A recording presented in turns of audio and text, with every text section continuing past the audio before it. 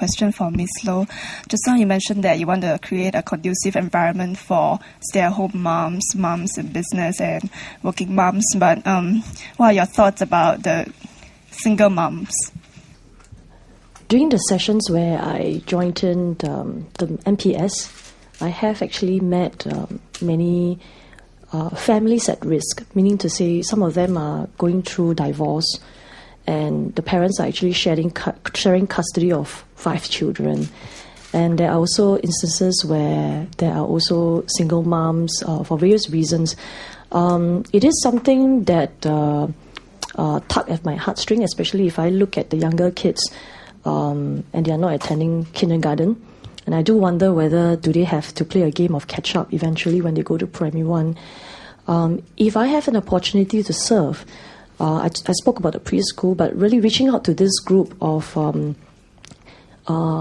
families, right, that are currently disrupted for various reasons by working closely with CDC or even family service centers or even VWOs will be something that I would like to do to make it easier for them to achieve family stability and more importantly also to make sure that their children are in school.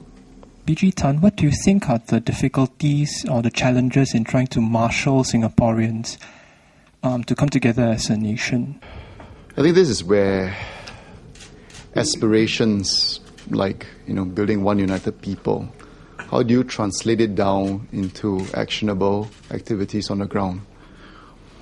I think if you break it down at a very grassroots level, do we always necessarily relate to some of the larger objectives and aspirations? I think we have, in varying degrees, beliefs, but I think the building block starts at home. I think focus on the family as a building block is important. I think we do live in a very high-paced society, but in the process, do we lose that element? It is very much the responsibilities of individuals, but I think this is where society, the education process, we can look at whether we could do more to strengthen those bonds between the nuclear family and the extended family. And beyond that, I think it's also at the local community level. Do I know my neighbors in my same block of flats? We all today like our private space. In the past, we have slab blocks, and everybody knows each other. As you walk past, you say hello to each other. But now we all like, our little corner block of flat and apartment and so on, because we treasure that space. So it is not easy. I think that's a fair question. But how do we then bring them together, whether by block parties or events at the grassroots levels, and not just to have activities for their own sake, I think, to be very clear why those activities are being held, and how do we engender that contact so that we get to know each other. We are no longer strangers. That's where your Kwanzi is established. So when that is established, whether with your neighbors, whether with the new people that just came in, I think it changes a whole dimension of things. And as you build up, this is where I believe these are the building blocks where you begin to bring entire nation together.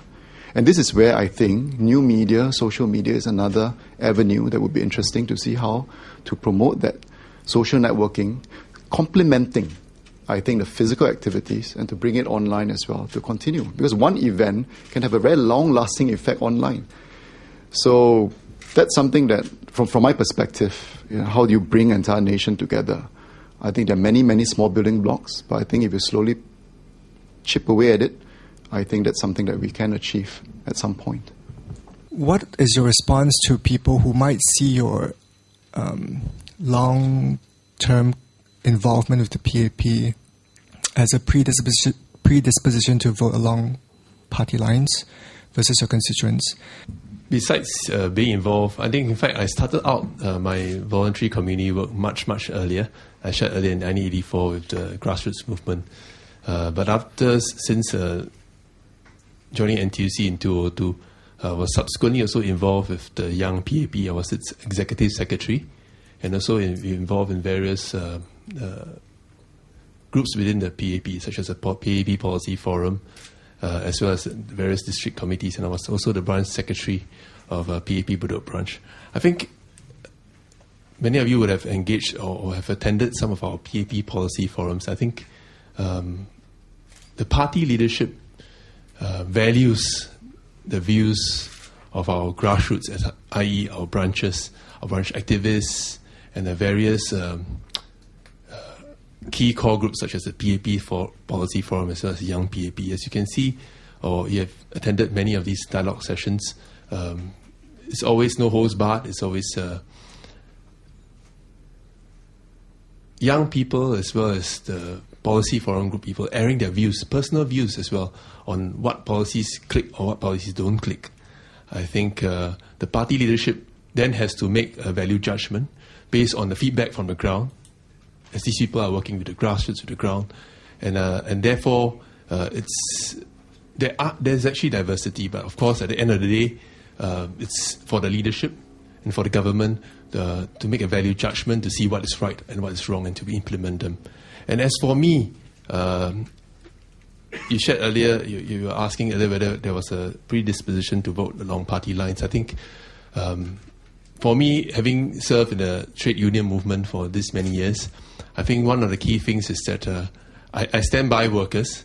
I think whatever the government, the policy makers, or even the party makes or does for the people, I want to represent the workers to make sure that their interests are looked after. That's important. And if you're asking me, perhaps, what are your views? What then? Do you think, what laws or policies do you think you disagree with?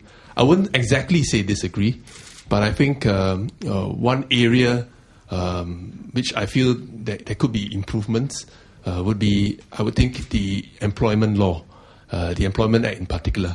Why do I share that? I think many of you are aware in 1st January 2009, the Employment Act was actually amended to enlarge the scope of coverage of the Employment Act. And in fact, realizing, as I shared earlier, a growing number of professionals, managers and executives, earlier this year, we rolled out the tripartite mediation panel to have better outreach, not just to the low-wage workers and other workers, but as well as to our knowledge workers. So I think that's one area which I hope to be a voice to, and I think I see incrementally we should review the Employment Act to ensure there's a greater scope of coverage, not just restricting to particular groups of people, but to extend the scope of Employment Act to cover more and more, so that more and more professionals, managers, and executives, and other segments of the workers who are not covered within the current ambit of the Employment Act can have ready access to it, other than taking a civil action or anything else. Yes, right.